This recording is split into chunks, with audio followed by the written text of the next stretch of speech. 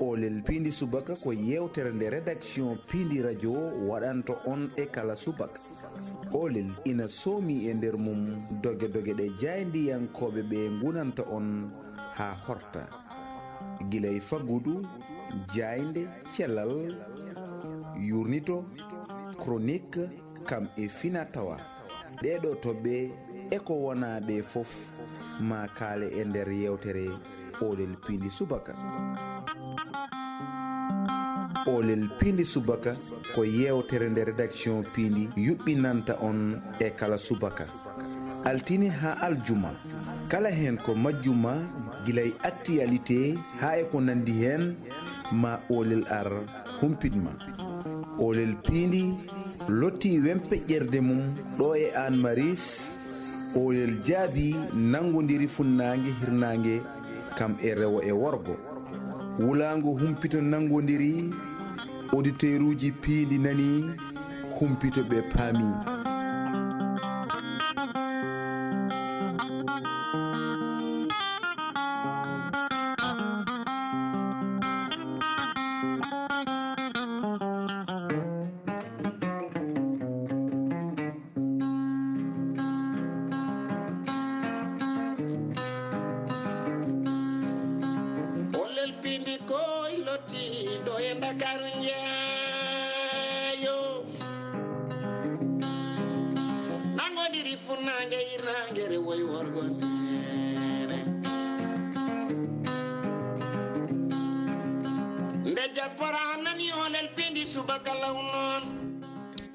jam wale mon bandiraɓe musidɓe tedduɓe heeɗiɓe heɗotoɓe saktirde Piindi radio kala e jokkorɗe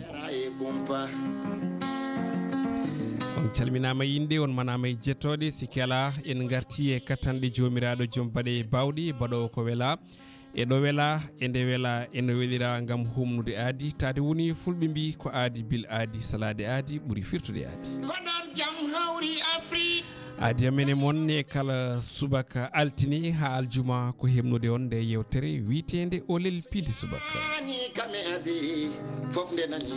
Olel Piindi Subaka ko yewtere dillore walla ni arore ko ƴiwti ko to banggue humpito woni actualité toɓɓe kewɗe hirjinde findinde kono kadi jertinde foof ene tawe e nder nde yewtere wiitende Olel Piindi Subaka.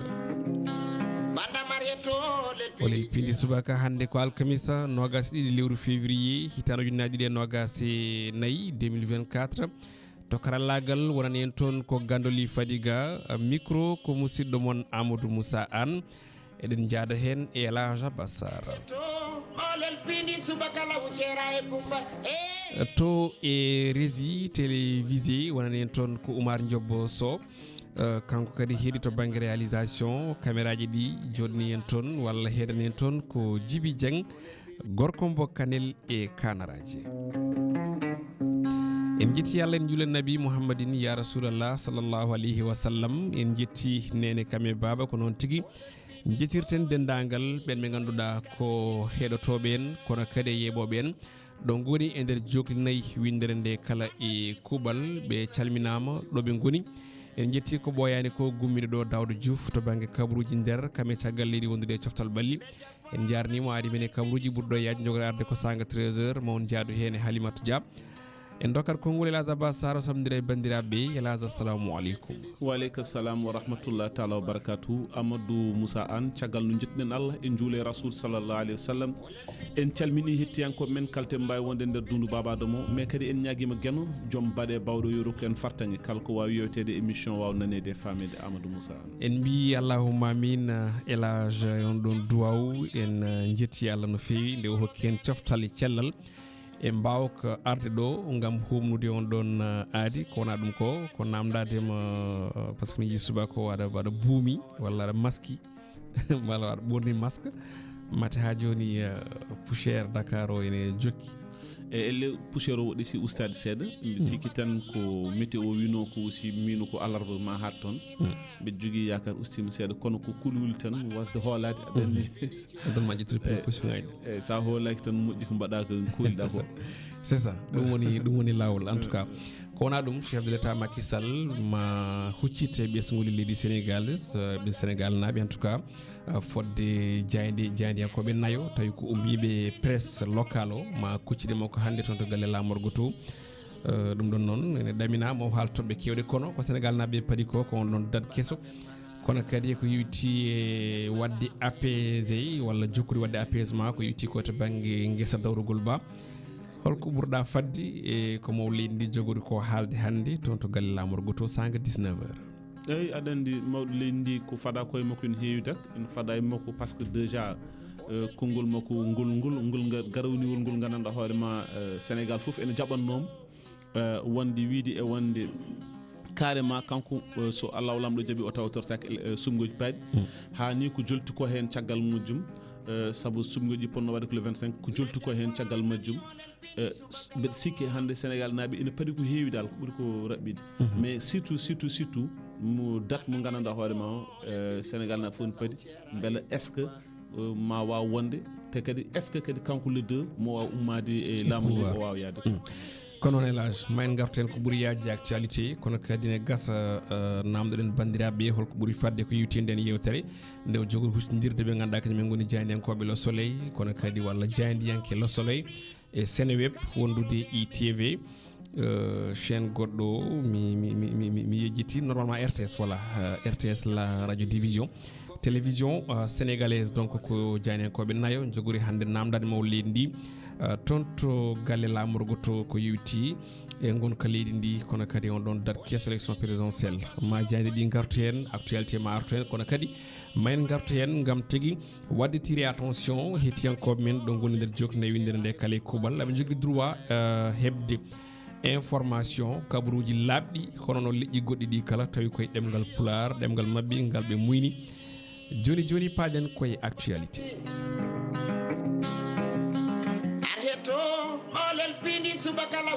joni paaɗen koye programme tigui mais wona actualité soit to fuɗɗade programme e yewtere men oɗo ñalawma hannde no woni alkamisa nogas ɗiɗi lewru février 2024 gadortoɗen ko météo du jour kabaruji weyngo caggal muɗum ma en gar e éphéméride du jour ko hakkillaji poti nangude oɗo ñalawma ina woni nogas ɗiɗi lewru février 2024 caggal muɗum ma en gar e revue des titres ko sifa e kelle gadane jayde leydi ndi kona ɗum ma en gar e olel bedda tawi hande olel bedda El Azabas yolli ko toon to 6S tawi ko salle unité africaine wonko kewno toon remise des diplômes ko yewtende fedde witende Fouta Mars mo keɓɗum to banggue konnguɗi normalement maɓe jaarino aussi to banggue image hélas so tawi waɗini men ɗum confirmé kono ɗum olel diwan hande honono kala ñande alkamis ñillotoɗen ko toon to leydi Mauritanie ɓuuri toon mantinade oɗo ñalawma hande ko ɓorgol lefol horma walla lefol teddugal so on jiiɗi immunité parlementaire on ɗon député biteɗo Brahim Da Wul Abeid ma en jokkodir hen e Oumar Elas Thiam caggal muɗum ma en gar e actualité ko nden tigui yettoto mbawen haalde actualité leydi Sénégal e on tuma ma en gar e lappol fondation Ceerno Wolle Ndiaye to Tamba hande tawateɓe toon to Fouta région de Matam ma en jaadu hen e Daha Moussa Ba so tawi ala ko faali ko ɗon ndeweten guddiren ɓoggol ngol bandiraɓe jokko e yewtere nde e 78 158 81 05 walla toon to Skype Piindi espace radio commentaire uji bandiraɓe kadi hetta hen caggal ma en gar hen yawde Razaba Sar ƴellidde konnguɗi mabɓe miijoji mabɓe kono kadi e holnoɓe jiiri surtout namdal ngal woni holkoɓe paadi e konnguɗi maw leydi ndi hande sanga 19 heures sababude gonka leydi ndi joni paaɗen koye météo du jour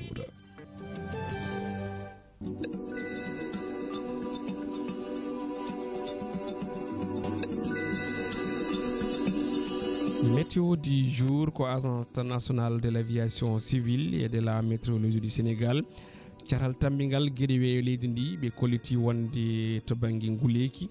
ne gasa saɓora seeɗa e nder leydi ndi kala e kuuɓal hay sono tawi woni nokkuji kam ma teske muɗum ko yewiti ko e kinɗon nguleyki ko wayno nogas e jeenayyi ha capanɗe nayyi degré to banggue ɓiɓɓol ngol ni jamma o subaka o woni wendogo ma teske hakkude nogas e joyyi to banggue poussiére o ɓe kabri ma heddo seeɗa jiiɗi ki manam ƴewki ki walla mbiyen soynande nde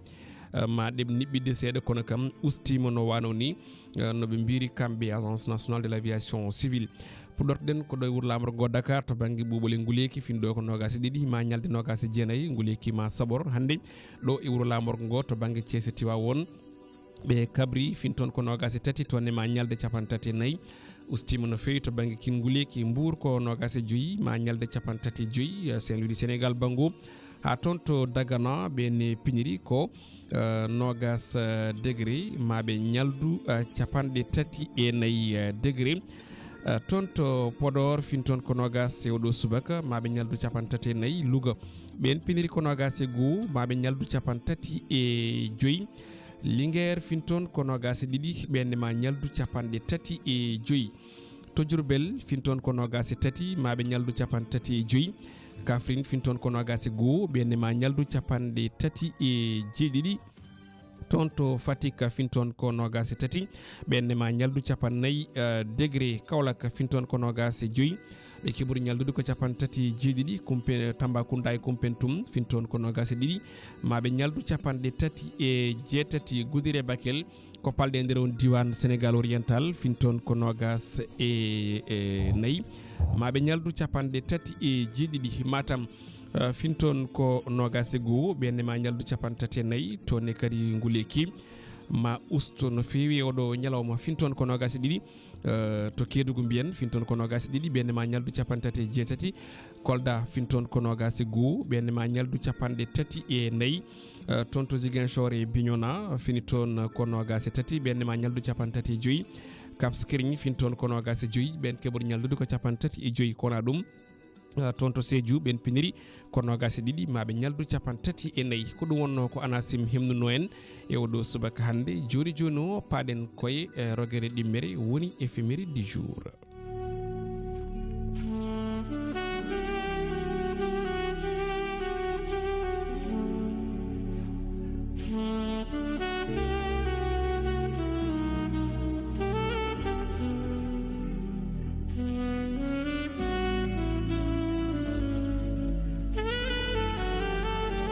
Éphéméride du jour ko hakkillaji poti nangude e oɗo ñalawma nogas ɗiɗi lewru février puɗɗortoɗen ko ñande nogas ɗiɗi lewru février tawinere temedde hitande ujunere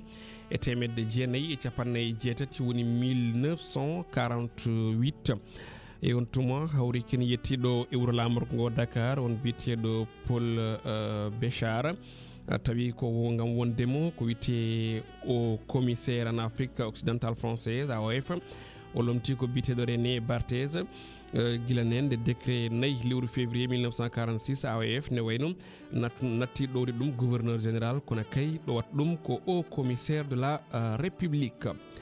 nogas e ɗiɗi lewru février hitande ujunere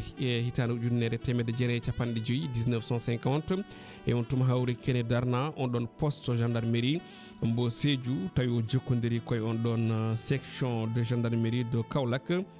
nde wayno noon ko kanko woni détachement gadiɗo to banggue gendarmerie ɗo e nder leydi Sénégal bannoɗo créé 28 février 1843 tawi ko gouverneur Édouard Boué Willemees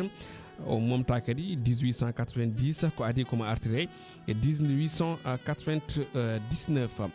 ñande nogas ɗiɗi lewru février tan nder temedde jeenayyi capanɗe joyyi e jeeɗiɗi 1957 fuɗɗi on ɗon grève mbo 48 heures tawi noon ko ɓen ɗon agent ji assistant de police de l'Afrique occidentale française AOF on ɗon grève nen no wayno ɓamtama kadi ñande jeetati lewru février 1958 soit hitande caggal mum kono kadi waɗa sappo e goho e sappo e tati ndun lewru nden hitande 1958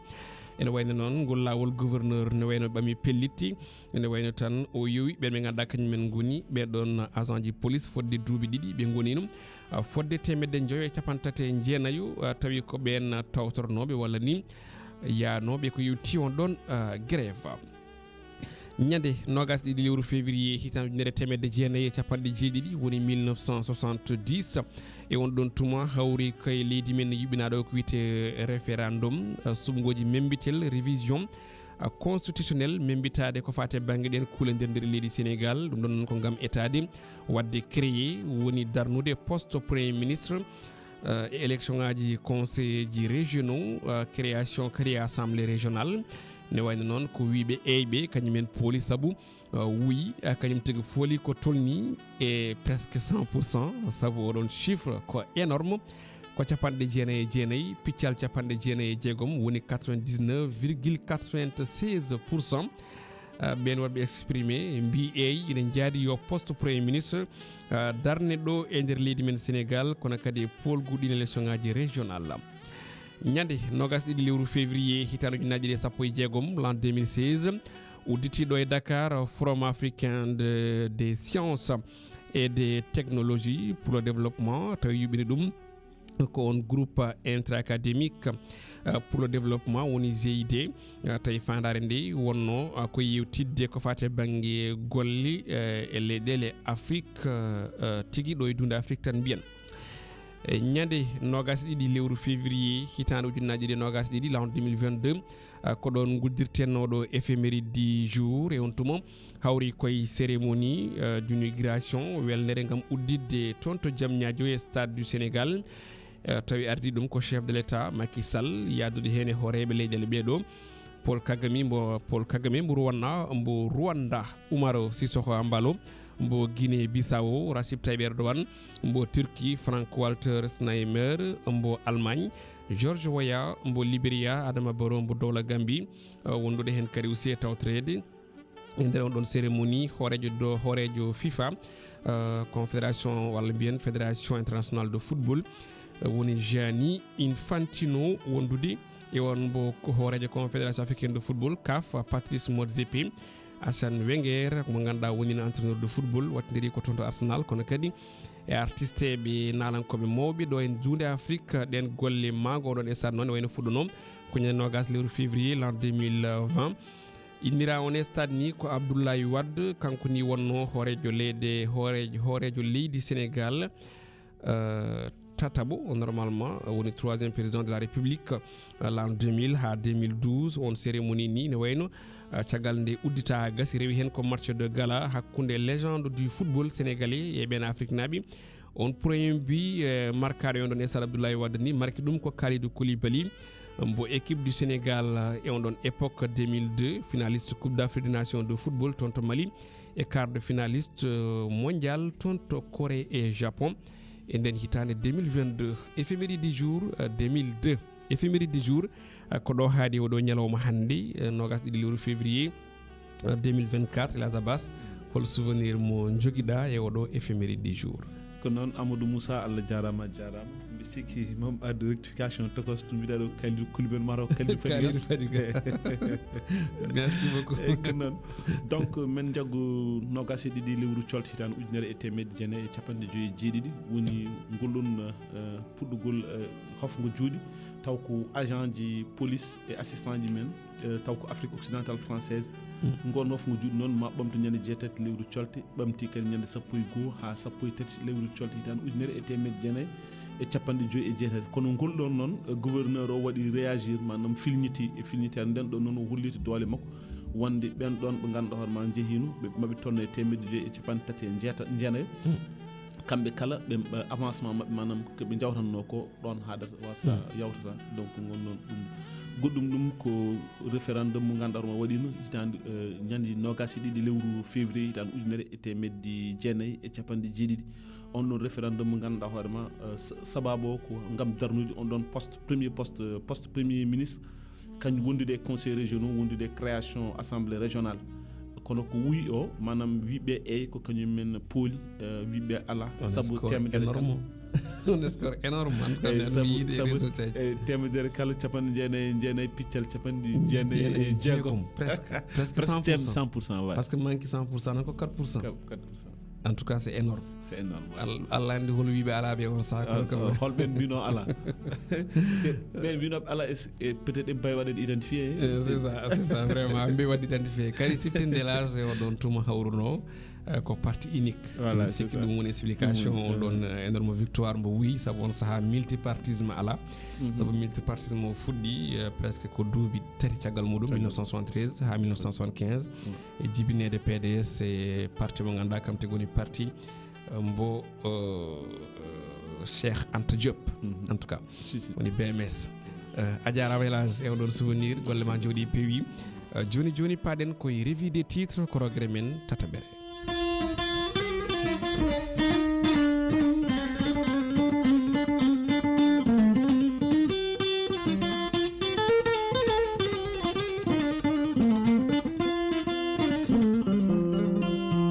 Revue des titres ɗum ko caggal nde 8h fayi hojomaji capanɗe 5 ɗo e saktirde mon Piindi radio.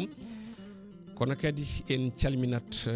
jetten jarnen ɓen ɓe ganduɗa ko yeeɓiyankoɓe men yeeɓoɓe ne oɗo saaha to Piindi TV walla mbiyen ɗo e Piindi TV onon kala on calminama on jettama on bismama e saktirde moɗon Piindi radio kono kadi e télévision Piindi TV on bismama e revue des titres ko sifa e kelle gadane jayde leydi Sénégal e oɗo ñalawma alkamisa nogas ɗiɗi lewru février hitaru junnaji ɗiɗi e nogas e nayyi jayde leydi Sénégal kadi garti koye gonka leydi ndi to banggue politique kono kadi e to banggue hono ko faɗa hande ko woni konngudi mow leydi ndi Macky Sall tijaji ɗi toon to galle lamorgo to hemnaten ɗen jayɗe e oɗo subaka alkamisa hande ko Elage Abbas Sarr omo ɗo e plateau. Elage aɗa tiime jayɗe 12 hol jayde puɗɗorte ko noon Amadou Moussa hade men fuɗɗorade hade jayde alay saago ganden holni ɗi dawri kanƴe kala ɗi dawri en kaali joni joni koko yewti e gonka leydi ndi kono kadi ɗi gaari e ko faɗa hande ko woni kuccammowo leydi ndi e jaydiyankoɓe nayo tawi ko jayde local ɗo e nder leydi ndi kono noon jayde besbi le jour holno dawri kañum ko nden tigui puɗɗortoɗen e oɗo subaka hande jaydiyankoɓe mbi ina wayno ko mow leydi Macky Sall ma huccit e jaydiyankoɓe hande sanga 19h ɓe mbi noon ko au nom des meilleurs délais manam tan koye inde on ɗon délai mo ganduɗa o koto banggue darnugol ɗin sumgoji présidentiel Macky Sall ma huccit e ITV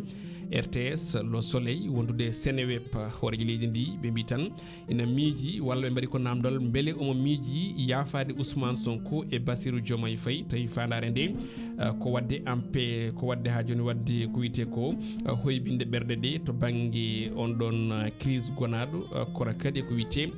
réconciliation woni weldirinde ɓesgol leydi Sénégal kala e kuɓal kono noon jaydi la tribune nden ɗon e oɗo subaka hande ina wayno kañum ne arti o ɗon fannu nden jaydi wi ina wayno tan ko on ɗon chef de l'état Macky Sall ma ɓam konngol hande kikiɗe ɓe mbi noon faya koye ɓamtugol on processus électoral Macky Sall mbi noon ko ha joni erima mo ganduɗa kam woni maître Sidiki Kaba jagoɗo tambiɗo gueɗe kisal nden ka leydi Sénégal e ɓen ɗon sénat administration nde kay ha joni mbawata wadde doole mumen e peeje mumen kala ha ɗin sumgoji présidentiel mbawa yuɓɓude ndewa e lawol ñalawma tongaɗe ɗin sumgoji noon ɓe mbi ma waɗi fixé très prochainement manam tan ma darne ko ɓuuri yawde e yaccade ko noon Vox Populi nden ɗon jayde oɗo subaka hande kamne arti e ɗin konnguɗi padaɗi ɗi chef de l'état Macky Sall jogori hande huccidde toon to galle lamorgo to ɓe mbi noon ɓeɗon kam mbi ko ɗum flou autour de la date on ɗon élection présidentielle manam ene niɓɓiɗi tawde hay goto anda hole nde on ɗon date jogori jagguede no way wade foof kam maw leydi ndi ƴetti pellitti mum ko adi ina ƴetta konngol huccidde hande e ɓesgol leydi Sénégal on sortie médiatique crucial du chef de l'état noon ɓe mbi ina wayno tan ma andin Sénégal naɓe oɗon climat socio politique ɗum noddi yaafade ɓe ganduɗa kañumen goni wonɓe nder dumbirɗi ɗi wiide nden ɗon jayde witende Vox Populi point actu nden ɗon ne oɗo subaka hande ari eɗin sumgoji présidentiel 2024 ɓe mbaɗi ko namdal beele Macky Sall chef de l'état mba wat acté le pardon constitutionnel on ɗon article 67 ko namdal point d'interrogation kono ɗum chef de l'état Macky Sall ma hutinire jaydiyankoɓe RTS Le Soleil Seneweb e ITV walla i radio so on jiiɗi gueejo way noon ɓe garti wonde on ɗon mouvement mo ganduɗa ko rewɓe ɓe APR mo Ndeye Sali Diop Dieng pro Amadou Ba wondiɓe Amadou Ba e on ɗon groupe ma kuccodire on joni ɓe ganduɗa kañumen goni pro Macky Sall ɗum noddi haare nder nderi hakkude on ɗon kan landa APR toon to gueejo way ɗum ko hakkude yaadiɓe chef de l'état o e on mo ganduɗa kam tigi woni hoore jagorɗo muɗum woni ko janenkoɓe teski goɗɗum ko tawete hen ne wayno ko ɗin candidat ji witeɓe le front des candidats membre conférence de presse janggo e aljuma dialogue processus inclusive apaisement terme ɗi ganduɗa ɗi ɓe kolliti wonde ko ɗin terme ɗi ganduɗa ɗi ko mawleydi Macky Sall woni ko fada e ɗin konguɗi ɗi o jogori sudde hande sanga 19h toon to galle lamorgo to jayde gendiri nde le soleil nden arti jubbuɗi ɗin songoji présidentiel kono kadi e pacification du paysance politique manam tan yacinde banɗon guesa dawrugol walla ni deñude hakkillaji ɓen waɗoɓe dawrugol janenkoɓe mbi ko importante mesure prise c'est à dire ko yewti ha joni e toɓɓe mawɗe baɗɗe fayida walla ni toɓɓe mawɗe cembuɗi ma ƴette hande ɗin konguɗi maw leydi ndi ko hande sanga 19h hoore leydi ndi jogori ha joni yewtidde e organe uji de presse local tawi ina hen nden jayde guendiri walla on jayde yanke guendiri le soleil toon to galle lamorgo to jayde las ko natal Amadou Ba horejo jagorɗo tawete nden ɗon jayde las quotidien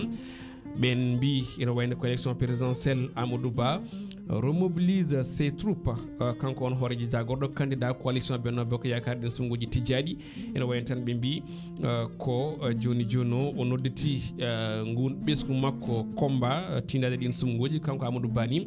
o holliti wonde ko fiftaki polgu makko dès le premier tour ɗin sumgoji tijjaɗi jayde enquête nden ɗon ari koye présidentiel tijjaɗo crise politique e nangli ɓe mbi tan de ko la tension remonte manam so tawi oɗo saaha foof gueɗɗe koko jippino e oɗo saaha kadi ɗum ngabbiti oɗon climat politique ɓe mbi tan de nana rewi e oɗon zone turbulence secousse mawɗo to banggue dow kammu e oɗo caggal on ɗon période relative à calmie mo ganduɗa ko période walla saaha mo ganduɗa o kay ko caɓorɗo seeɗa deƴƴo kono kadi arrestation Ngagne Demba Touré e gel ko fate banggue libération dartinde ɓe ganduɗa kañumen goni nangganoɓe to banggue dawrugol ɓe kolliti wonde ko Alioune Tine erima président de la république nde heddoto e on ɗon manœuvre mo wonno e wadde ha accalmi o jokka no waɗa fof jani koɓe binde gartide bindol ina wayno ko la tension remonte kono aɗo ɓe garti e nanggal on leader JPS Ngagne Demba Touré janoɗo exilé ne wayno nawama ha toon to Rebeuss ko toon tigui waali jamma muɗum gadiɗo e jamma beɗo ɗo ko noon Walf Quotidien nden wi ko ha joni cargu e pusgu caravane uji candidat ji opposition stratégie de terreur manam tan ko ɗum peeje bonɗe no janenkoɓe mbiri état nana foofa ko wuuli e ko ɓuuɓi ɓe tungni ɗon ne wayno ko on ɗon apaisement politique accugol ɓe ganduɗa kañumen goni nangganoɓe to banggue dumbirɗe ɗi kono kadi ruttade ina waɗa gazé ɓe ganduɗa kañumen goni opposition yiɓe yettade ɓesguji ɗi saabi janenkoɓe mbi ko hendudu état fofata ndude ko hendu hawnidu saabu saaha ndu ɓuuɓa saaha ndu wuula kono noon jayde la libération nden ɗon wi ko nanggal on mo ganduɗa kam tigui woni coordinateur de la JPS nangaɗo hanki la DIC division des investigations criminelles kañum tigui waɗi exécuté on ɗon mandat d'arrêt international pawnoɗo e dow on maître Ngagne Demba Touré maître Ngagne Demba Touré noon ne wayno tan heeɓino on ɗon notification mandat d'arrêt ngam association des malfaiteurs kono kadi relation avec l'entreprise terroriste e kadi offense au chef de l'état wiide biyoji bonɗe fewde maw leydi ndi e acte manœuvre de nature à manam ko yewtiyaji ne fannuji ganduɗa ɗi ko yidde herƴinde ndenka e gonka leydi ndi caggal muɗum noon o dogi o tiiɗi toon to caggal leydi Sénégal koye nden ni gartal makko ngal ne wayno DIC o waɗi ko yamira ko fawi mo junggo on Ngagne Demba Touré ene wayno no tawi hande o toon to Rebeuss ɗo waali jamma makko gadano jayde le public nden ɗon e oɗo subaka hande ari koye libération gaccitgol Ousmane Sonko tijjangol ngol janenkoɓe mbi ko Macky ne wayno waɗi taɓal e on ɗon acte fort ɓe kolliti wonde ko kay erima laamu makko gouvernement o nde ɓuura nde gaynata ko yewti ko on ɗon projet de test mo ganduɗa o texte mo ganduɗa o koko yewti ko e amnesty woni yaafade ha laaɓa ceer ko rewrete on opposant mo ganduɗa ko tawteɗo hande e dumbirdu toon to Cap Manuel. jayndi le record ko jayndi coftal balli nde groupe Futur Média ɓe mbaɗi ko natal Iliman Ndiaye attaquant équipe nationale du Sénégal ko noon e kadi attaquant mbo Olympique de Marseille ɗum ko yewti on ɗon C3 Europa League européenne Marseille Shakhtar Donetsk hande 5:20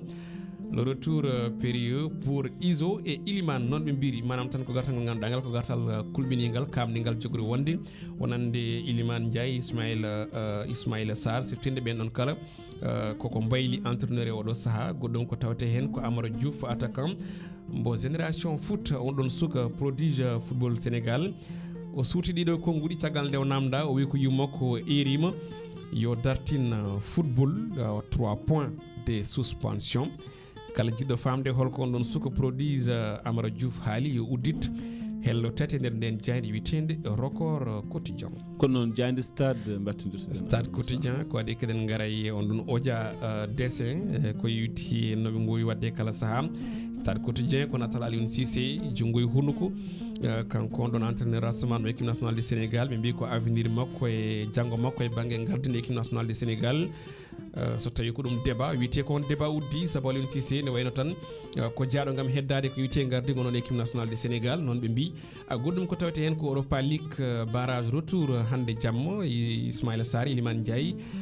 dow mur Nampalys Mendy en danger toon to Fribourg leydi Allemagne ko match retour Beachcracker 10e sur 16 pays ɓe mbi holko saabi Sénégal ne wayno waɗa éliminé e oɗo mondial 2024 tianen ko ɓeɗe janni hen tournoi international toon to Arabie Saoudite e lewru mars witeɓe fegui foot koliti wonde ma tawtore on ɗon équipe mumen Sili national woni équipe nationale mo dowla Guinée ɗum ɗon koko fati banggue on ɗon tournoi international toon to Arabie Saoudite e lewru mars fandu darade Elhadj Abbas guddirten koko yewti on ɗon dessin woni odia mo ganduɗa ko jani en koɓe turbine kewi wadde ɗum ma en jiiye ballal réalisateur min Oumar Ndiobo Sow oɗo towaɗo towima ko maître Sidiki Kaba wondude e Aissata Tall Sall towaɗo noon ko Ngagne Demba Touré o en nangue juuɗe o nangue koyɗe beenel so tawi en luggikiɗimi on ɗon pulaar mbiɗa sikki ko noon mbi tan beenel c'est à dire weynude neɗɗo o donc Ngagne Demba Touré noon ko gummiɗo toon to caggal leydi en exil ene nawe toon to Rebos il faut du suul danan ko ɗum konngol kalɗo woni tawi haali ɗum ko chef de l'état Macky Sall suul danan noon ko ɗemgal wolof mataw ko suudde mo ganduɗa kam woni jontaɗo ɓe mbaɗa ha joni ɓe cuuti ko jontaɗo Macky Sall noon woni haali hen wi pourtant ɗi mi erima apaisement mi wi wonde yo yimɓeɓe jaaru jaam yo gacciɗe yimɓeɓe mi wiyani yo nangguɓe Amadou Ba hoorejo jagorɗo nan takki chef de l'état ina fondi koyɗe ina waɗi lone ina joofo dow wi wonden kañum noon wona suul bang mais ko wadde ha joni Ngagne manam fawde Ngagne Demba caggal nde arti on retour en exil donc en résumé en grosso modo sa ƴeewi ɓe mbi ko une façon d'humilier ko ɗum mbaadi hersinde on ɗon gorkaji mo ganduɗa ko dowɗo Sénégal caggal lebbi 6 ne woni toon to leydi Bali donc natal ngal nani ko dessin kono ko dessin kalawo hunde foof ko ɗon guddirten roɓine men jayde jeyɗa men e moɗon to banggue Piindi TV ko janggo aljuma so Allahu lamɗo jaaɓi joni paɗen koye namde Elhadj Abbas mataw ne jogui namde ɗe foti namdade ko yewti revue des titres ko noon Amadou Moussa Allah jarama en kenni nani ɗo joni aɗa hollita wonde e jaydi woni gote jaydeji kulli ɗum wonde Amadou Ba holliti wonde so gueno ñaawi koko folata dès le premier tour joguinden ɗon hoolade cikkuɗa holto fota wawde tugnaɗo ha mo jogonden hoolade ene wawi wonde wonko jiimi ko en jimani walla wonko andi ko en ganda kadi aussi ne woodi sondage gonɗo yiyade sondage o noon soit to waɗeɗi publié e nder presse sénégalaise kono noon état comme opposition goto foof ne tiimi hen ne andi holto gonka ka tolni to banggue nden fannuji kadi ne wawi wonde to banggue goɗɗo o hay so tawi jomum ala en humpita jogo ko wiyete ko e stratégie saabu ko ɗum peeje konngol gam hokkude hoolare kamuɗum mo ganduɗa ko camp de guerre to banggue politique donc ne wawi wonde tawi kanko chef de gouvernement o e candidat o ɗon coalition Benno Bokk Yakar mo jogui hoolare wonde mo fool e premier tour wama ɗum ala tawi ɗum wonata ko ɗum konngudi piège dawrugol ngam wadde remobiliser no ɓe mbiri ni le troupe woni rentindi dendagal ɓen ɓe ganduɗa ko wondi makko saabu en marquino temps pause hakkude élection ɗi dirtinade e nde wiya wonde ne ma nawe ha sappo joyi lewru décembre hakkillaji ketti toon donc ɓaade woni mo lendima haala hannde forcément y aura une date mo ganduɗa o ko avant 2 avril donc kanko mo jogui ngon humpito donc wadde remobiliser yimɓe ha ganda kadi aussi wondene yo gummito aussi daro ne wawi wonde noon tawi ko mo wonko timon ko andi hen ne wawi wonde kadi aussi no mbimi ni taw ko o état de finditinde ɓen ɓe ganduɗa ɓe koɗɗaninoɓe tawi ko wondiɓe makko maître Ngagne Demba Touré arti nanggama beelaɗo sikki so tawi o andunu so arti ko nanggueteɗo est ce que mo artan par ce que jaaɗo kam ha yaafi leydi mum yeehi goɗoy banggue goɗɗo sababude huldade mum nanguede te elle c'est comme si kanko maître c'est comme si o ronki ko jejjidde mandat d'arrêt holno wayanno walla holko firti mandat d'arrêt bon min pouram ko o wat profiter occasion c'est à dire que hawri koye leydi ndi ne tension ni jippo ko wiyete ko apaisement ne waɗe nangganoɓe ne gaccete donc sûrement mandat d'arrêt ɓe fayno e mumen ɓe jomumen ne jogui droit artude par ce que exil aussi koye droit neɗɗo jeeya koye droit international uji jeeya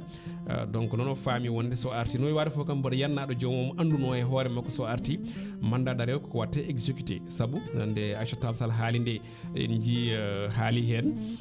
kanko en tant que ganduɗo droit omo andi kay so artiɗo en wasata o heeɗe wastani so jagge hono ni en on nawiyata ka so heddi noon ko mboɗo andi kam min to banggam o wona ɓoyow toon déjà quelques jours on wawi hebde ko wiyete liberté provisoire saabu laamu ngu wat tan koko foti ko wadde saabu so mandat d'arrêt waɗaka ittaka so tawi neɗɗo ɗo yiya fof ne foti jaggede donc ɗum woni ko laamu ngu waɗi exécuté manam lawol ngol waɗi exécuté donc noon kono mboɗo andi yannata joomum kam Ngagne Demba Touré wona ɓoyowo toon to dumbir toon to c'est à dire ko ɗo enen mbawi famde wadde kanko mo andi tigui rigui so yettima alay saago ya ha kasa haw meeɗa bien sûr omo andi ok bien sûr par ce que omo andi lawol omo andi ɗum bettanimo kadi omo andi wona koye climat koye waddere baisse climat tan ko woni tension climat politique donc sinno tan ko gonka ndenka wonno mboɗo yannata joomum Ngagne Demba Touré artata joni par ce que adnimo artunomo andi no wawi fof kam so jaggama 2-3 jours plus tard une semaine mo waɗi relâché sport no witeni notre entraîneur là Aliou Cissé omo pare ko mo jogori artude walla o artiri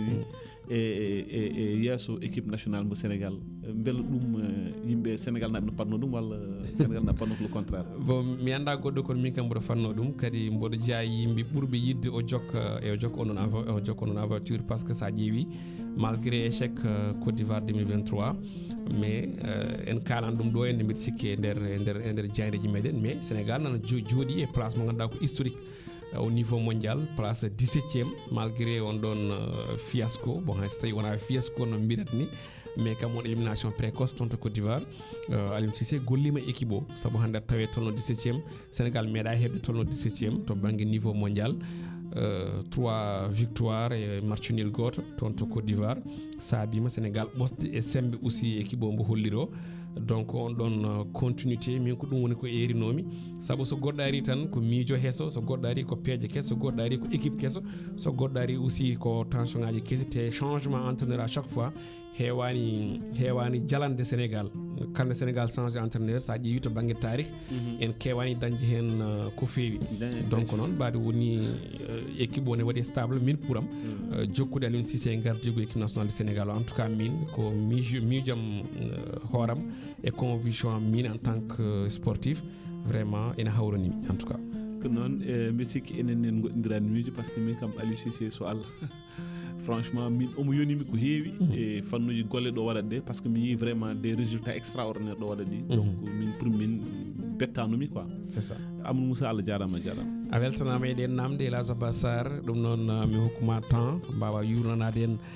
ko yewti ko e ɓen wonɓe toon to banggue Piindi TV ene mbaɗa commenté mi rokkuma konngol so tawi a heɓinima commentaire ɗi mbawa artande hen bandiraɓe ko adi keɗen jokka programme men ko noon Amadou Moussa Allah jarama kadi wonɓe toon to plateforme men digital en calminimaɓe kamɓe kala en jaranimaɓe enen puɗɗoro hen Oumar Boubou Ba o holliti omo salmini en kanko e wondude Ibrahima Sow Oumar Boubou Ba aussi arti hollidde wonde vraiment omo ñaago tan do Allah hokkata fewndata gueɗe ɗe fof ha no feewi. Dawdo Sow mi salmini mi juurima on mi weltima kadi amin ketto on onon tan min kettoto Amadou Moussa Anne Abbas El Hadj Abbas Sarr donc Allah jarama Dawdo Sow aussi yo Allah wat jam e barke ya Muhammad Rasoul sallallahu alayhi wa sallam notre jeune frère wala notre grand frère Amadou Samba Moussa Anne kañum aussi en calminamo au passage Hamidou Sow salmini weltima e golle Hamidou Sy wiyene salmini ne welto e golle meɗen o ko Harouba manda ko Harouba walla ko Harouna Ba ko Haroude jiiɗen ɗo eyyi ko Harouna noon jiiɗen ɗo Fati Sow on calminama on jeeɓama ko onon jeeɓe ko to Hudallay ok toon ko leydi Mauritanie yo Allah indire nam amin ya rabbal alamin donc Fati Sow a weltanama an foye wonde soso ñamowo ñebbe subake muɗo ñebbe subake donc Aminata Dia toon to Néerlande kañumne mi salmini vraiment kanko no salminama o jarnama Hammadou Ba Hammadou Ba Piindi TV merci Piindi TV a jarama Hammadou Ba Oustaz Sow mbisiki c'est notre ami Seydou Bari Seydou Bari toon kay mi salmini miɗa hetto on no feewi mi ronkat nadde tan wadde min kattimama ɗeɗo balɗe fof par ce que min kattimo dande ma Sara Ibrahima kañumne salmini Amadou Moussa El Hadj Abbas Sarr heureux de vous retrouver vraiment merci à toi aussi vraiment min beltanoma no feewi so Allah Hawa Dia calminama beltanama na salminama weltanama Djouga Ba depuis Mauritanie kañumne ko Mauritanie naaɓe ina daara on no feewi minen aussi amin vraiment amin gacci hakkille amen e Mauritanie naaɓe no feewi eɗen mbaɗa ɗum confirmé saabu sa ƴeewi hay commentaire uɗi ko ɓuuren ko hewde sa ƴeewi ko Mauritanie mbiɗa sikki kono noon Younous Sow bonjour je vous souhaite depuis Paris voilà merci Younous min calminima no feewi minenne aussi Daouda Sy on jarama de Piindi on beltanama minenne aussi min beltanimama Aissata Mbaye ko gote kadi hettiyankoɓe walla yeeɓiyanke meɗen vraiment enen beltanoma no feewi kanko ɗo wawi wonde ene wawi wonde kala Oumar Boubou Ba arti haalande namdal ngal namdal ngal haalande mo leydi ndi ina fada no feewi ko ɓuuri fadede hen noon foof wiide makko ko jaggude woteji ɗi ko ɗum ɓuuri himmude ko noon jaggude dato quoi voilà très bien donc Allah jarama o jarama Amadou Moussa Sow on ne ko dende Mamadou Sow on ne ko dende jaam Allah waale mon minenni jaam Allah waale ma machallah Oumar Mbodj ko jeune frère doyen a weltanama merci mon jeune frère Alassane Diaw machallah Piindi mbe sikki wattindi hen ko Mamadou Sow o yi ko ɓe mbayri Adama Diop Adama Diop ko jombaji taw so sertude jombow taw donc wattindi ko Amadou War on beltanama bon depuis Paris la France merci aussi a jarama no feewi ko noon en direct en keeɓi message mo ganduɗa kan woni Baboy Thioy wiyen merci Seydi Anne Seydi Sarr Seydi Diop jarama kanko en calminima ko toon to Walalde par SMS o neldi en andinde wondeɓe ketti kamɓe ni toon to Fouta radio ceggodirɗe meɗen ko Dik Espoir FM Tamba Demed FM to Demet Hunare FM to Hammadi Hunare kono noon aussi Danema FM toon to Matam wondude Fouta FM toon to Pété koɗi radio ji ceggodirɗe men e oɗo subaka hannde joni en mbiyat ganduli yo jokkan en programme o ko adi keɗen garta walla yo ƴiltan en ko adi keɗen garta e programme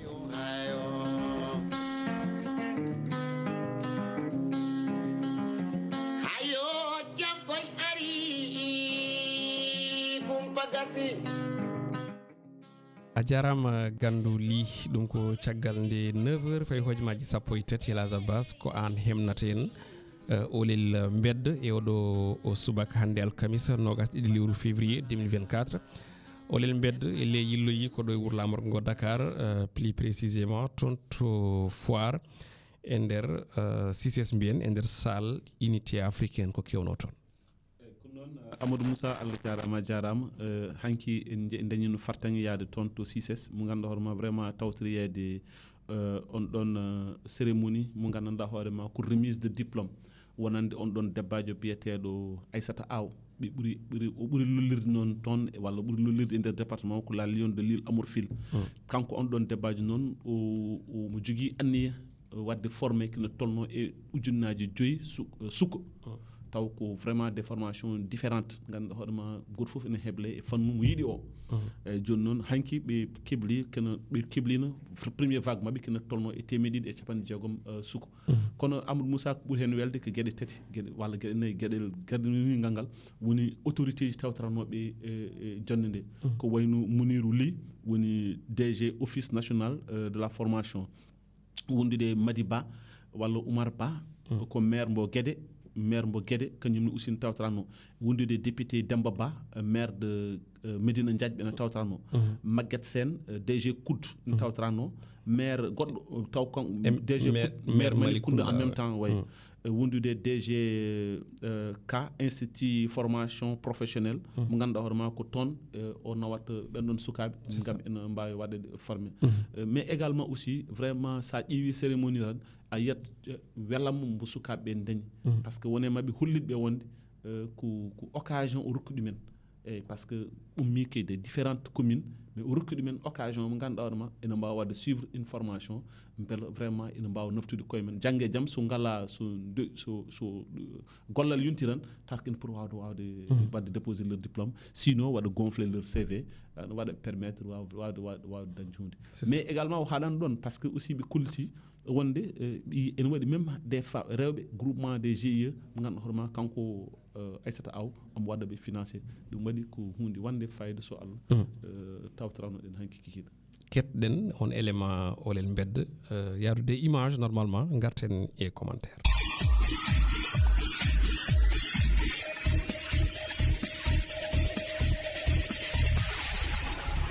formation itti kam guina Diaba ha Dakar do et institut Kanka gonde to Maris mais bon aujourd'hui que journée mawɗo parce que journée remise des diplômes ɗum addi amen ɗo e CCS ɗum addi amen ɗo vraiment ko formation badɗo fayida très franchement hande monde on min mbaɗami formé koye informatique hande monde o c'est l'informatique quoi en quelque sorte monde o foof ko informatique jogui ɗum hande dañi possibilité grâce à maman Aissata Aw arde wadde formation oɗon te ko gratuit konko yoɓe ɗum c'est rare de ces genre de choses walla oɗo aide mo waɗi apporté ko rare kadi vraiment omo wawno jogade rek o hattine hoore makko mais o yañu ɗum o serre ɗum yidde wallude hen sukaɓe kañumen aussi dañi hen opportunité pour se développer vraiment c'est à encourager aɗama formé non mbaɗa ha formé ha parinde nak donc wi wadde o addaɓe ga CCS ɓe totti attestation ngaji woni diplôme aji kolliroji kamɓe ko pormerno ko ɓe mbawi ɗum oɗo saaha e mbaɗi qualifié oɗon matière moɓe jadno ɗum woni hande o bon fo domaine aji ɗi ne keewi heddi noon foof dañani waddede domaine aji mbaɗaɗi comme genre informatique ɗum waɗama hen infographie waɗama hen gestion des caisses waɗama hen gestion immobilier waɗama hen électricité waɗama hen ɗon ne waɗi domaine aji kewɗi ɗi ganduɗa vraiment mbaɗama hen ɓe gadde ɗo hande ɓe totte diplôme aji mabɓe goto mabɓe fof ƴetta on diplôme wawa ɗum naftorade yarengal métier département Podor rokka ko 5000 jeunes e nder 5000 jeunes hen on won fuɗɗiɓe formé ɓe ganduɗa koye département de Podor mais won neɗɗo mo ganduɗa ko leadership holliri woni ne wiye Abou Diagne on jaago toon to département de Madam on ne no yimum engagement yiɗum darde ne yiiɗi jeunesse muɗum rokki ɗum 100 jeunes ɗi ganduɗa ko formation gratuit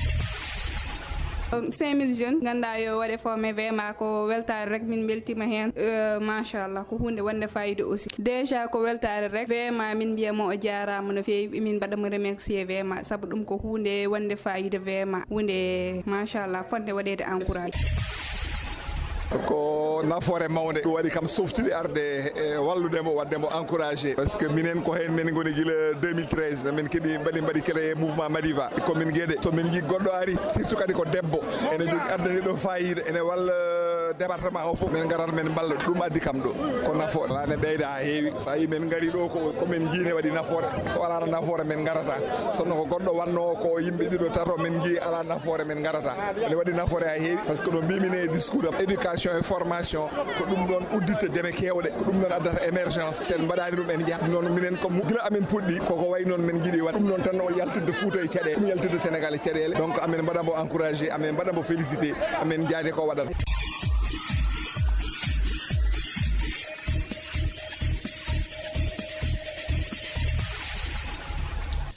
ko noon tigui en beltanima ɓen ɓe ƴettuɗa machallah eɗen nani hen daaɗe ɓen hebɓe on ɗon diplôme en nani hen daaɗe ɓen ɓe kalɗa goto e autorité ji mairie uji ɗi mi sikki ko maire Madina Diadji bo haalannoɗo walla maire Guédé haalannoɗo woni Oumar Ba Madi Ba quoi wondude aussi o ganduɗa kam woni Amadou Sy président commission d'organisation et Fouta en marche en tout cas grosso modo to banggue commentaire min mbiyammi ko hunde wande fayida nde tawno en bisminomo ɗo hen terɗe nde ɗo fedde ɗo e oɗo plateau Fouta Mars ɓe kalninen darde debbajo on saaha wonno koye formation Allah waɗi formation ɓen ɗon keblama temedɗiɗi e quelques jeunes debbo e gorko keeɓi remise mumen de diplôme te kadi ko diplôme keptinaɗo saabu sa daari arɓe toon ɓe a andat vraiment ko hunde wande fayida darde on ɗon debbo siftinɗo Aissata Aw jeeya ko toon to Walalde so tawi mi juumani nder département de Podor Île à Morphil donc hono makko en ina keewi e nder leydi ndi kono noon mbiɗa sikki engagement mo ƴetti o kankone ko engagement kadi aussi par ce que lowde neɗɗo o gandal hokko ɗum diplôme keptinteɗo janggo e jaam so weeɗi gollal ngal yiiɗi gollade ngal ne daña golle dañoɗo tampi ɗum kadi ko quelque chose à saluer l'âge ko noon déjà pour min sa hettinoma discours maire Malick Kounda woni le DG de Kout on holliti wonde Maguette Sène on holliti wonde kanko Aissata Aw hay so ɗo wawi noddude ɗum foof arat tawtori hen par ce que ko o awi ɗum awdi ndi gandanɗa hoore ma ndi vraiment o ronkata andude holno ɗum goɗɗo aussi mbo kettiɗen e discours muɗum woni Mansour Mounirou Ly woni DG office de la formation on holliti wonde kamɓe ɓe état o ko wayni yiiɗi e gueɗe mbaɗe ni yiiɗi donc kamɓe dans tous les cas de figure maɓe ɓeyde sembinde debbajo o pour ɓe mbawa rokkude ɗum doole par ce que debbajo vraiment no mbiɗa ni ko debbo mo ganduɗa omo jaari tigui rigui min se hanki woni lawlam garwaniwol mbeɗa fawmo itere mais sa ƴeewi joom galle makko nen hen kañum en duusam woni monsieur Cissé mais sa ƴeewi engagement sukaɓeɓe a ƴeewi cukagu ngu no wayni dardade e saalo sa ƴeewi engagement mbeɓe joguinowo vraiment andat debbajo ko karaysir ko jonta donc ko rewɓe waɓini aussi en moƴƴi balle mais également aussi ɓe waɗi précision goto bon politiquement o waɗi kanko e hoore makko e discours makko omo waɗa précision wonde inchallahu rabbi kamɓe kanko e mouvement makko foof maɓe mballu Amadou Ba beele ma wawa jottade e laamu ngu par ce que kamɓe ɓe jii ko continuité e nder leydi Sénégal wonande Macky Sall c'est ça jarama elage weltanama to banggue son ɗon to banggue image en jetti Djiby Dieng kañum joguino ɗon caméra ko fayarde ma bandiraɓe jii intégralité ko ganduɗa on ɗon woni interview walla on ɗo remise des diplômes baɗaɗo toon to CCS précisément on ɗon salle unité africaine joni ko 9h fayi hojomaji nogas e goho ƴeewen yaade Olel diwan toon to leydi Mauritanie wulango kumpital noon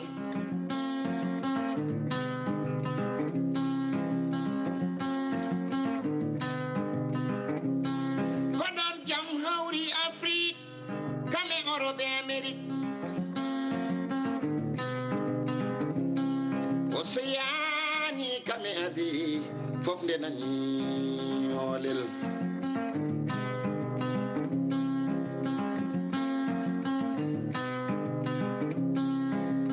Olel Piindi Subaka law koy fuɗima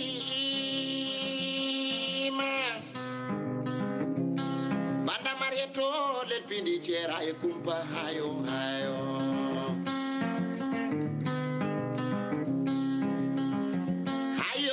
jam koy ari kumpa gasi arheto Olel Piindi Subaka law ceera e kumpa pawi hojomaji nogas e tati toon to Nouakchott lamorgo leydi Mauritanie ko ɗon jabbortoɗen correspondant men jodniɗen toon to Nouakchott Oumar El Hadj Thiam e ɓoggol ngol Oumar assalamu aleykum eyi Jamal weytema walla Jamal walema Amadou Sane en calmini kadi hono musidɗo ma dendi men Abbas Sarr ko noon kadi dendagal hettiyankoɓe haalirde Piindi radio tengti kadi e nden ɗo yewtere noddirtede Olel Piindi ko noon tigui eɓe calmitimama ela salmitimama heɗotoɓe ɗe e yewoɓe foof saabu o saahaɗen en direct toon to télévision Piindi TV Oumar El Hadj holko ɓuuri mantinade toon to leydi Mauritanie eɗen gandi kam hande o yerdete ataye ko guittugol lefol horma omo ganduɗa kam woni cuɓaɗo toon to assemblée nationale woni Ibrahima Daoula Beydi e tigui Amadou no mbiɗa ni ko noon aɗa andi oɗo saaha kam hayso tawi balɗe ñandede wonno ko yewtirte ko yewiti e jillu hono commission hono européenne hono Ursula von der Leyen wondude e jagorgal garwani walla yiide Espagne caggal ɗum kadi ko ɓuuri sasa yani woydu woni holɗum woni ittugol lefol hormo Birame Abidi oɗo saaha kam ɗum woni e famide ko haalte ɗum woni ko yewtirte kono Amadou Moussa an ko adi keɗen gaari hen hayso tawi ko hiñoji gonɗi hen ɗi alay saago yimɓe dutto seeɗa e oɗo kabaru holno ardi holno yaari eɗen gandi ko wuldi tan nde ganduɗa joƴƴin ɗum ko joƴƴinani to jagorgal ñawore leydi Mauritanie ɗum ko ɓawde sarɗiyanke o kanko Birame Abidi o tuumi wonde hoorejo lande IFP hono docteur Mouhamed Mawloude heeɓino ken tolno e feccere milliard uguye so mbi feccere milliard woni temedde 5 millions uguye e juuɗe gorko famide Gallo mawɗo ene wiye Wulbou Hammad Wulbou Hammad noon oɗo ko Mauritanajo gonɗo to Maroc ɗum wonno koye saaha sungoji hoore leydagal hitande 2019 caggal nde Ghazouani e famide Souba joni noon caggal nde kanko docteur Mouhamed Mawloude o tini kaɗon haal noon o yuɓɓini jewtidal jayɗi woni conférence de presse walla mbiyen point de presse ni o wanno oɗon saaha hollirde miijo makko e witma ko woni de kaɗo haal de ala fof ɗo tuugui kaɗo haal ala fof ɗo ɓaari ete kadi koppereje ɗe Birame Abidi wiide kanko o heɓani koppereje tolniɗo noon ko gonga o yeddani o heeɓi koppereje kono noon o wi ko heɓani koppereje poɗɗe noon Birame Abidi sarɗiyanke landa sawab mo ganduɗa kadi kañum ardi hono dillere rag hani e Iran lande Iran holliri wonde walla ni kanko sarɗiya kanko Wul Mawlud o wi wonde ko Birame Abidi wonde ko alani ga dalilu jabniɗo ɓongɗuɗo bawɗo hollirde kaɗo haal ko ɗum gonga Wul Mawlud noon tengtini wonde kadi Birame Abidi fulmini mburu ɓandu makko bonni neɗɗagal makko nden noon ko joƴƴino plainte woni wullitande makko ɗon ɗo tumɗo yafnaki tumaɗo o Amadou Moussa an mbiyen tan Birame Abidi hollitide ittugol lefol makko hormo e wiide makko de ɗum ɗo ko ɗum maale fewjade ko pittol ngol laamu ngu tuufirima ngati ɗaɓɓanno ko waɗɗo rewri beele ha joni kadi wawa haddemo tawte sumgoji hoore leydagal nden noon oɗo saaha kam laamu ngu rewri e lande IFP gam haddemo jeyterede e sumgoji hoore leydagal 2024 tawi kadi ɗum jogori wonde ko nogas e jeenayyi lewru jeegoɓuri mbiyen lewru juin hande o kam landa sawab natti jogade sarɗo yanki ɗo batirde guindirto saabu eɗen gandi landa sawab hikka ko Birame Abidi goto gonno tête de liste woni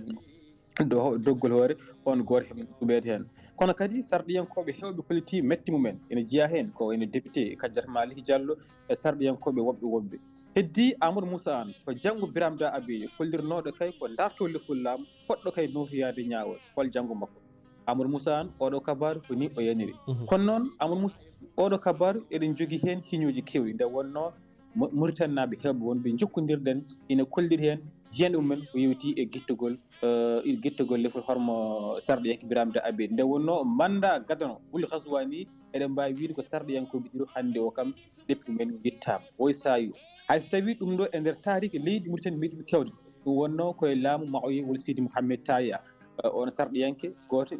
lefu mum meeɗi ittede kono noon caggal mum kam lamɓe kewɓe ndewiɗo deftiɗo kono e laamu Ghazouani mbiyen tan ko sarɗiyankoɓe ɗo ittama hen ene jeeya hen ñanden Mouhamed Cheikh Bouyi Wol Haydara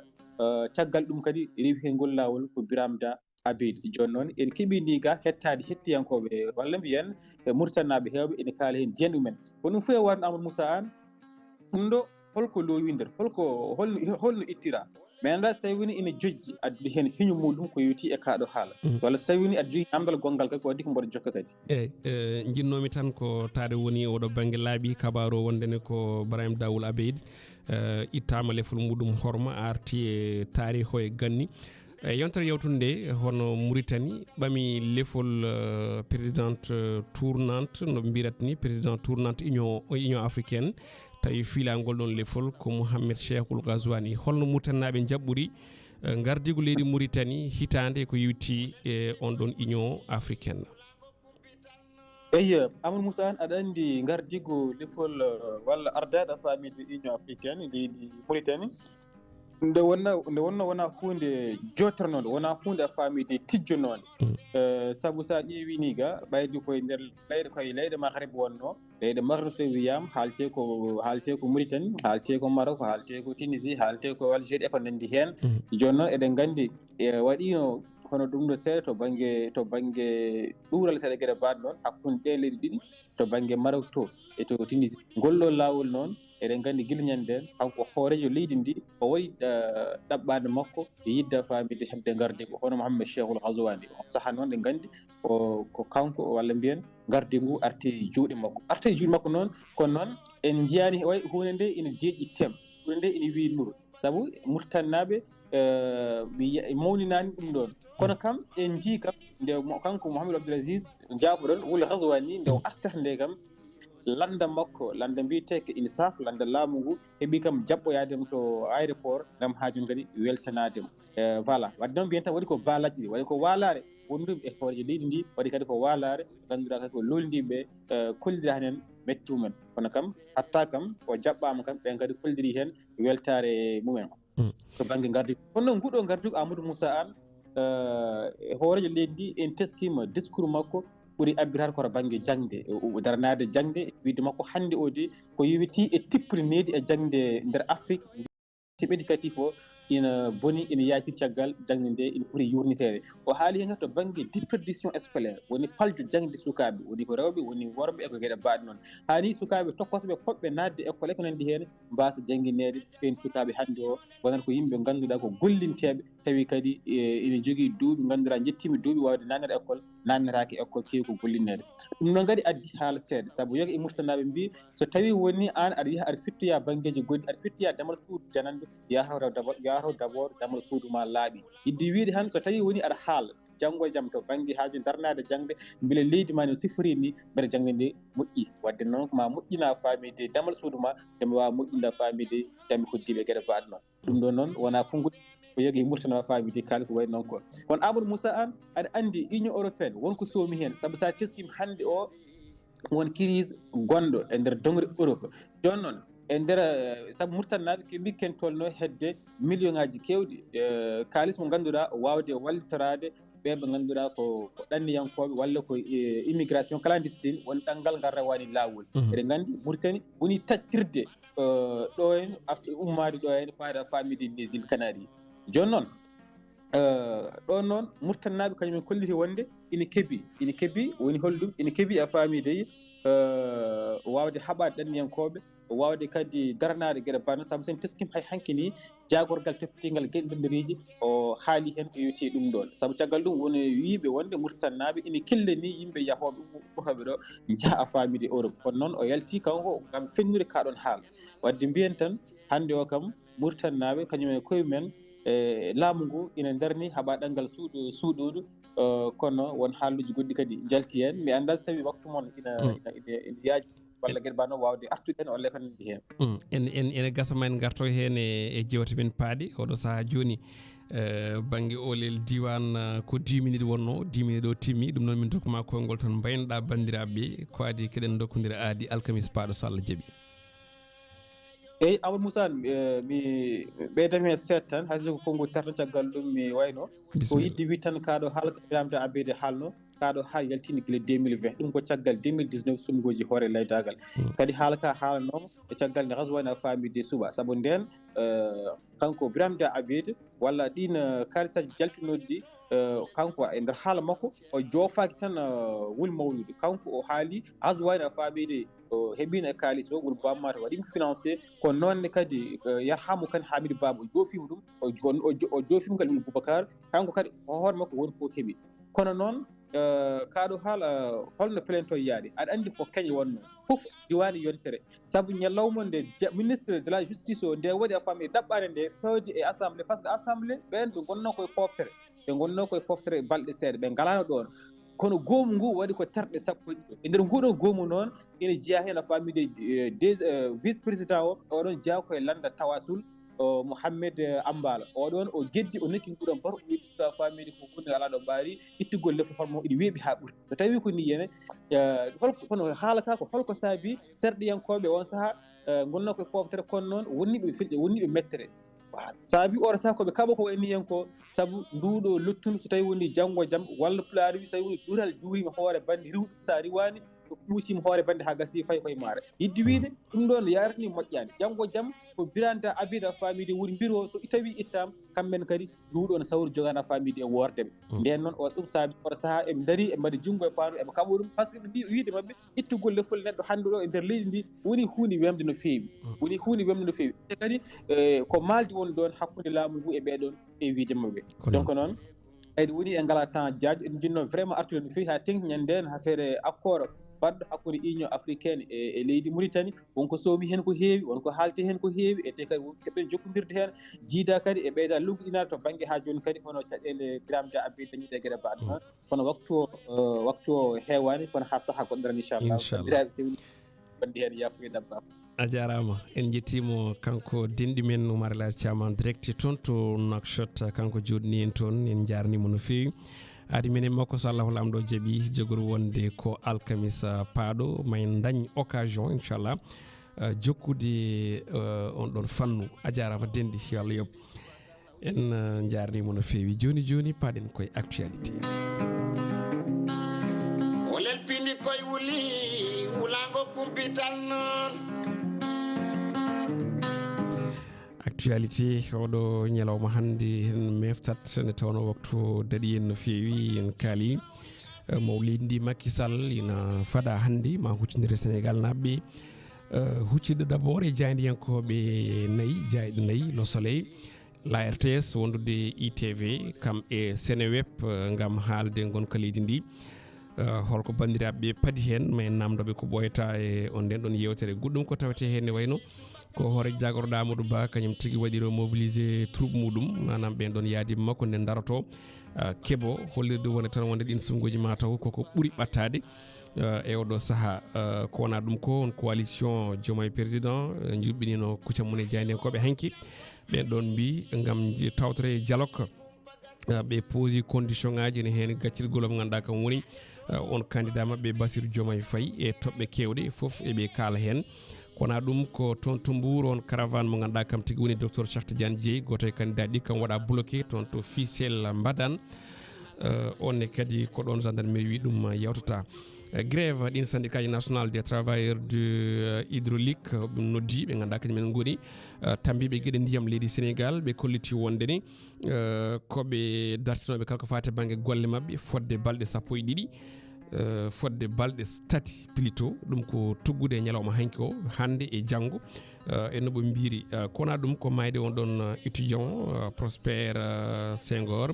syndicat ji golloɓe toon de université Gaston Berger de Saint-Louis ne wayno tan kolliti mette mumen no fewi rendude sunare ɓe ganduɗa kañumen goni ɓesguli on ɗon neɗɗo mo ganduɗa ko toon tigui hawre ladial e saaha manifestation ngaji caggal nde wonno e hemno gagnande e becce adda toon to hôpital principal ɗo e Dakar mayde yimɓe tato tawi ko awoɓe caggal yolayru laana mabɓe ɗum ɗon noon waɗi ko toon to nokku biteɗo Cap Skirring e diwan mo Casamance ɗum ɗon noon addi sunare mette wonande ɓen ɗon hoɗirɓe on ɗon nokku ko hunde actualité mo ganduɗa ene tawe e nder leydi meɗen Sénégal joni joni o en garate jillu ceerno Abdoulaye Wolle haysinno tawi jillu fondation ceerno Abdoulaye Wolle haysinno tawi wona to banggue appel kono wonata ko to banggue doggol ngol ganduɗa ɓen joni ɓen toon neldi en ɗum guila hanki cengte omo ganduɗa kam woni Daha Moussa Ba joni joni ko hen paɗen Olel Piindi Subaka law koye fuɗi ngol lappol fondation ceerno Wolle Ndiaye eɗen gandi guila ñande nogasi goo guila mbiyen guila ñande 17 lewru février ummi to to Madina Gounass hanki noon nogas go lewru ndu ngol ɗon lappol fondation ceerno Wolle Ndiaye ene wayno jeeyama e ko mantini hen kurbiɗgol forage wendu Bosiyaɓe woni uddirgol on forage kesso ko hanki ñande nogas go lewru février 2024 o forage noon ko forage jaaduɗo e jamanu tawi ni no wayno ko temedere e nder temedere woni 100% solaire ɗum ɗon noon safri caɗele ndiyam kewɗe e nder on ɗon commune mbo Horko Diéré gunɗon kew noon waɗi koye tawtorede Elhadji Abou Ndiaye mo ganduɗa ko nosniri on fondation walla nottinde Elhadji Abdoulaye Wolle Ndiaye e sous préfet horko jere Alassane Ba Sissi e mawɗo wuro Wendu Bosiyaɓe kam e nulaɓe gardiɗo commune o e jaggue goɗɗe diini e aada tawteɗi toon ɓesguɗi ɗi noon jetti Allah jetti Abdoulaye Wolle Ndiaye e golle muɗum ɗe gollani kono kay ɗo ngo Abdou Eladji Abou Ndiaye siftinde noon finoɓe on ɗon nokku kala ene wayno tan ko yimɓe ganduɗa ɓe kañumen tigui erade toppiton ɗon forage jogo ɗum joggal moƴƴal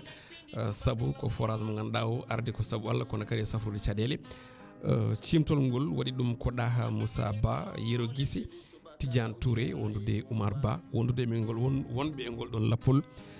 ko ɗum wonno ñalawma hanko programme uji goɗɗi jokki nam hande ma jokku ma en paam ɗum e ko fayi arde surtout ñalawma janggo o yaadude hen e kamɓe wonduɓe e ngol ɗon lappol so Allahu lamɗo jaaɓi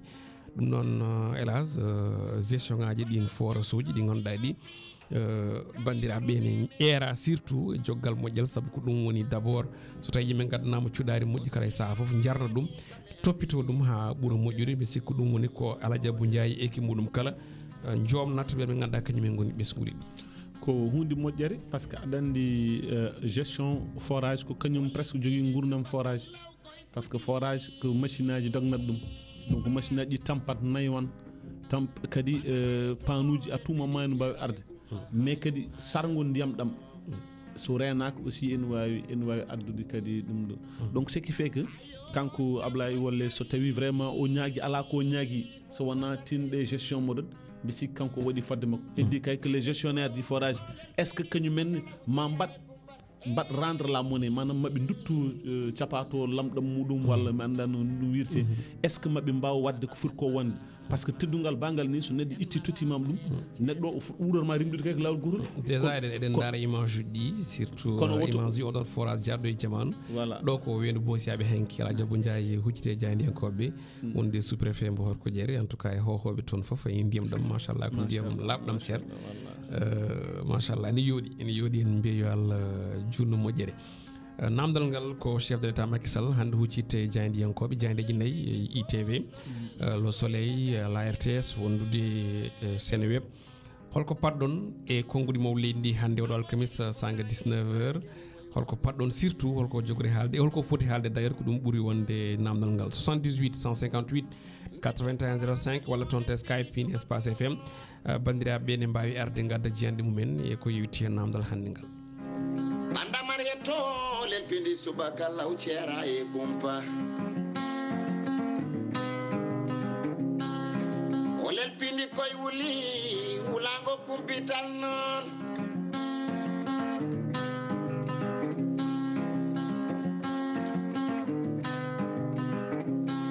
koɗon jam hawri Afrique kame Europe e Amérique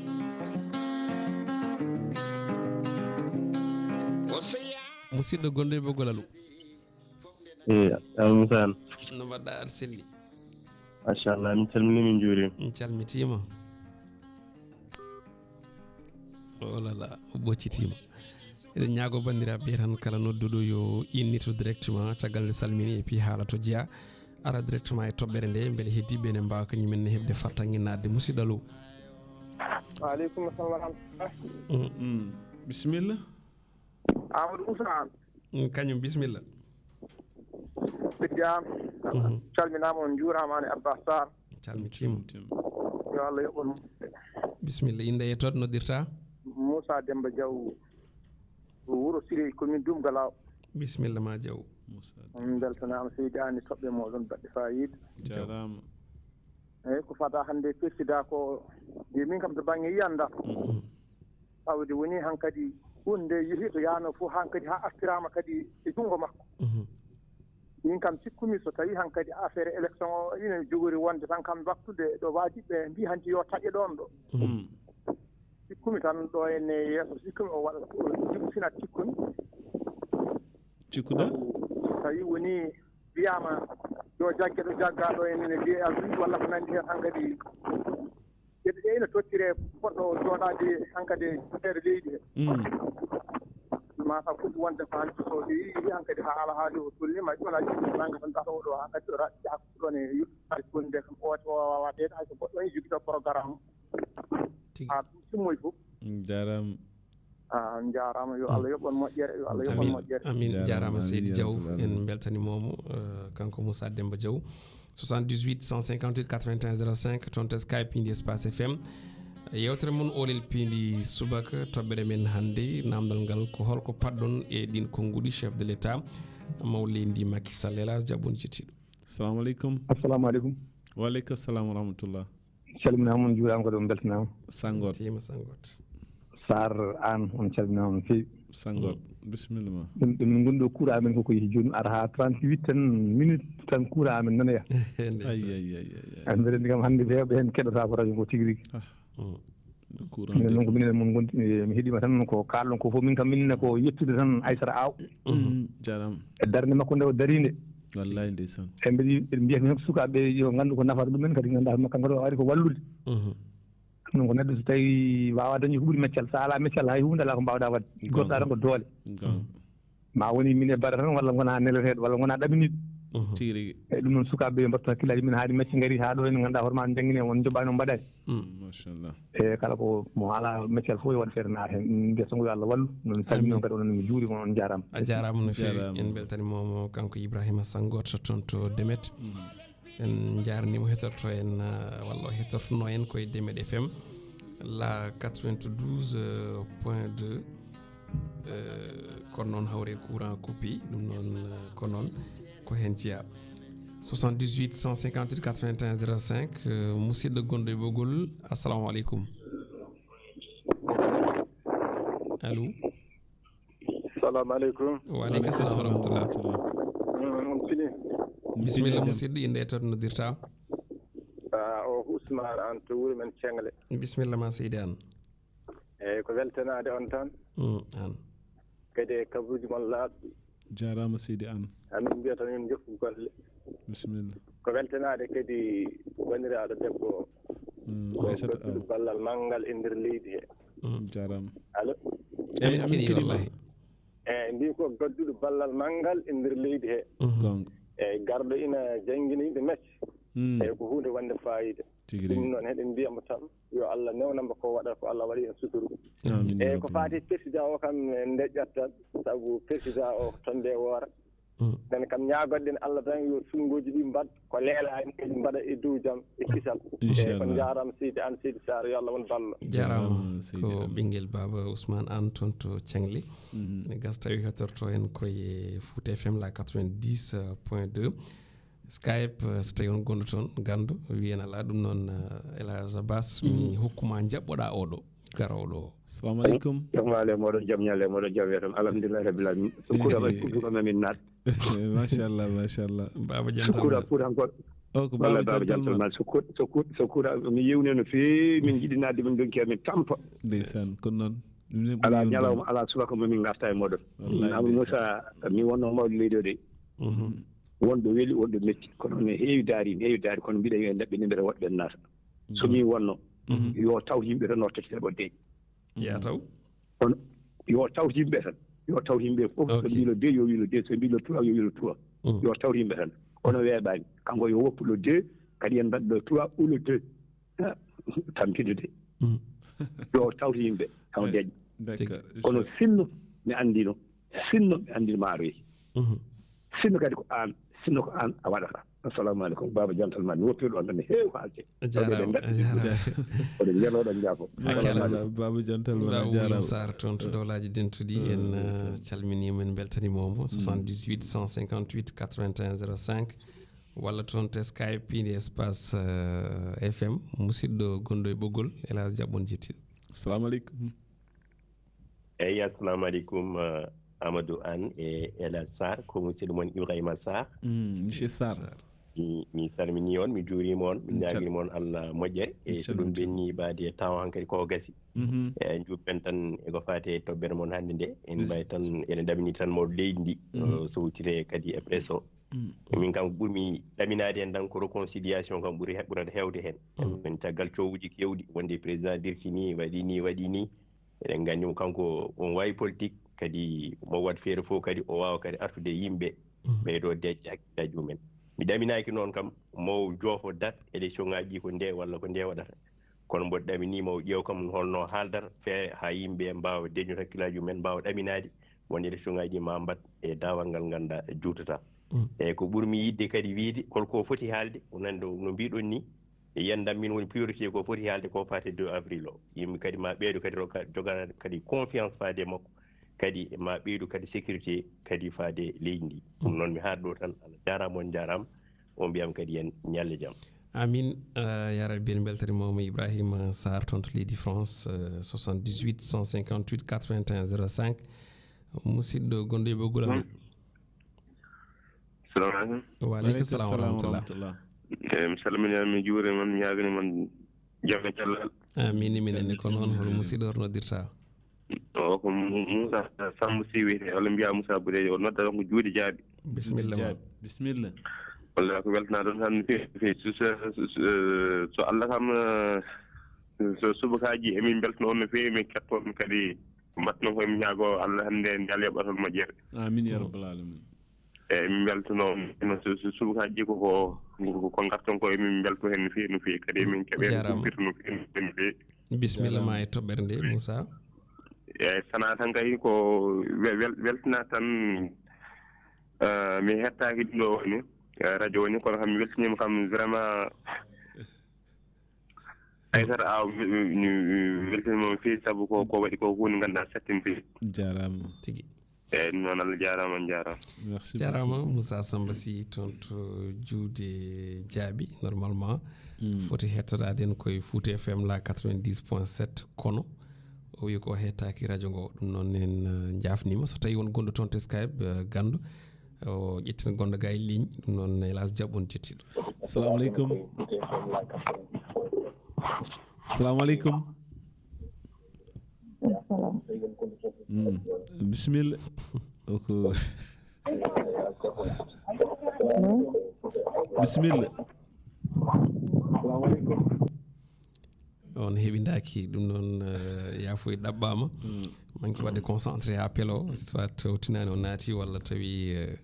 wonno yaari Piindi Espace FM 78 158 81 05 hélas ƴeewen kadi so tawi oɗo fewnitima. ono mbaɗɗon an jaam tan waɗɗum tampere yettere alhamdulillah calmini plateau o fof hol musidɗo hol noddirta émission radio a jarama inde yettode mi keeɗi Macky Sall tan mo wawi wadde fof Allah waddeje tan e leydi he amin ya rabbal alamin so yidde rewde ɗon tan salminde eyyi bisimilla koko Oumou Sow on jaara eyyi a jarama to noddirta cooso ne jiiɓi cooso ne jiiɓi min ɓeyɗum nande ko kaalitu ala on woni président ñaaguiɓe duwaw musidɗo dernier auditeur assalamu aleykum. Assalamu aleykum. Wa aleykum salam wa rahmatullah. Jam hol musidɗo hol noddirta an o ko Saydou Abdoulaye Sow Balle Sala. Cooso goɗɗo bisimilla. Bisimilla. Ko salminde e juuraten.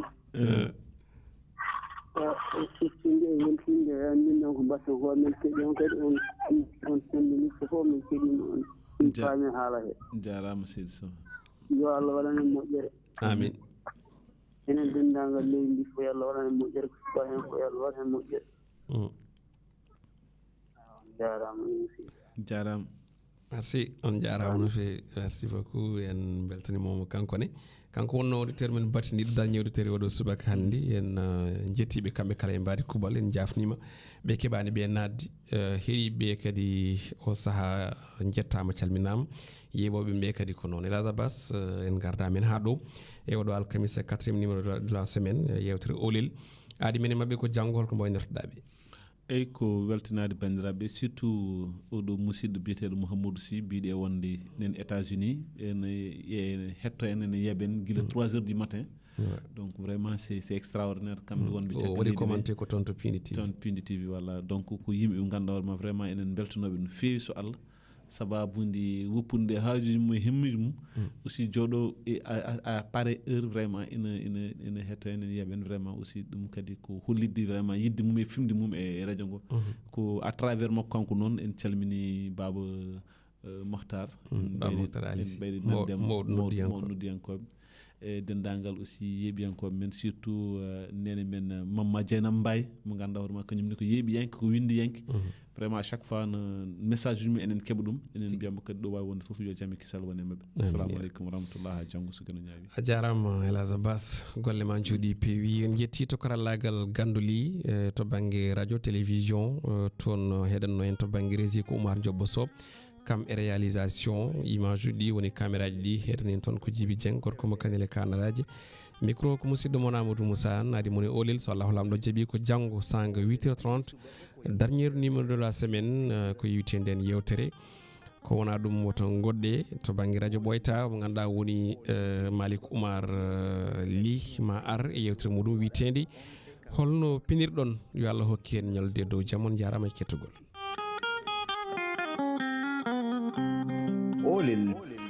Olel Piindi Subaka ko yewtere nde rédaction Piindi radio waɗanto on e kala subaka Olel ina soomi e nder mum doge ɗe jayndiyankoɓe ɓe gunanta on ha horta guilay faggudu jaynde cellal yurnito chronique kam e fina tawa ɗeɗo toɓɓe e ko wona ɗe fof ma kaale e nder yewtere Olel Piindi Subaka Olel Piindi Subaka ko yewtere nde rédaction Piindi yuɓɓinanta on e kala subaka altine ha aljuma kala hen ko majjuma